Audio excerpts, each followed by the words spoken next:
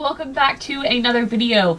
It has been quite a while now, but I finally do have some older figures to review, so here we are again doing retro reviews, not to be confused with the retro collection, which is the vintage Star Wars figures of Hasbro. These are retro reviews, they're my own older Star Wars figure reviews. Not quite retro, but you know, you get it. At least unless they're like super vintage. But first one we have today is Queen Amidala, and I got some really nice figures from vintage stock, this being one of them. And the card backs are in pretty good shape. They're not super torn up. Sometimes with used figures that tends to happen.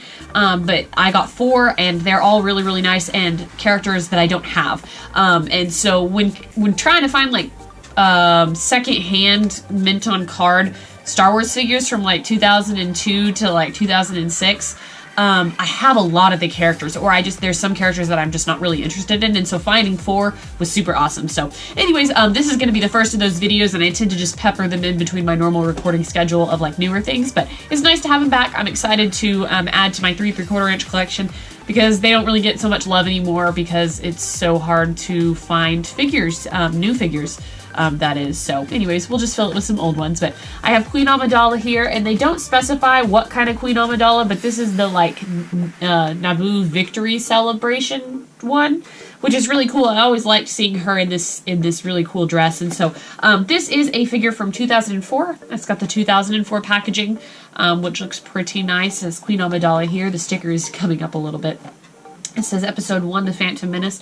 I like when they did this so that when you bought the figure, you knew exactly what movie it was from. On the side, it says Queen Amidala number 4 includes Globe of Peace and Base. That's funny. On the back, you have a very small description, a picture from the movie, and the rest of the figures in the wave, none of which I have in my collection. So, but there's that. Let's go ahead, though, and open her up. We'll take a closer look. Alrighty guys, so here is Queen Amidala out of package. Pretty impressed. She's really cool. We'll take a closer look at her in a moment. I do want to show you the accessories and things it comes packed with. When I do find these little collecting cards, I do like to open them up for the camera because it's not something we get anymore with like the, you know, technology so rampant. Hasbro can advertise to kids in any way really, but back then they used to put them in action figure packages so that you could open it up and look at the new figures in the wave or new things that were coming out. I remember when episode 3 came out and we would go to Toys R Us and pick out some action figures. The ride, I was about like, it was like 15 minutes maybe away to a Toys R Us, and I remember getting action figures and looking at these little sheets, and I collected them, of course, and I just like to like stare at the figures, and so these are always really cool for me. But it looks like they have the Star Wars Trilogy, Rebel Alliance, and the Evil Empire. So you can kind of see the characters there. On the back, they've got some ships.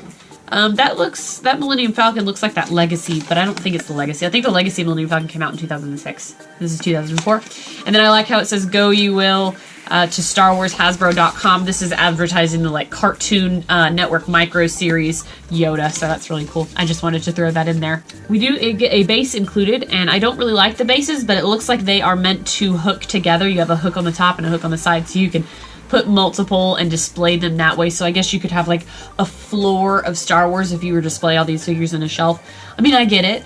It works if you have like a lot of them, but this stand is like not very pretty looking at all. It's just plain gray. It says Star Wars, and then these little hooks on the side don't look very good. But yeah, at least you do get a stand, I guess. It's nice. It's not specified to Queen Amidala or anything. And then this is her, what do they call this, like victory globe? Oh my gosh, it opens. And I dropped it. And it's clear. Okay, I found the piece and I can't believe I did, but it like comes apart, and that is super weird. I'm definitely like gonna lose this, and I can't get it back together. Was it supposed to come apart? Okay, I finally got it back together. This is gonna be really hard to show because it's got some like blue veins and it's almost completely clear. Hopefully you can kind of see it. It's not very pretty or anything. And then yeah, this little top opens up. I'll try to find a picture close up that might help show you. I'm not sure.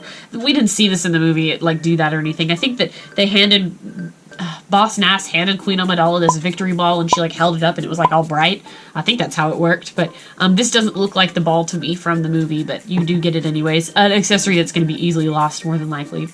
The important thing though is of course the action figure, and I'm just testing here because her cape does come off. I thought it did, kind of the way she was standing in it, which is fine. I'm not gonna take this cape off when I put her in the shelf because it's so pretty. But it's a really like cool translucent. On the bottom it kind of gets peach. There's this little dark spot here that came on the figure, and I think it's just like debris or something. Yeah, because I can kind of scrape it off. So that's pretty good. But yeah, she looks pretty cool overall. I like her a lot. For a 2004 figure, this is pretty good. And her face is also pretty decent. It's not the best, but not too bad either.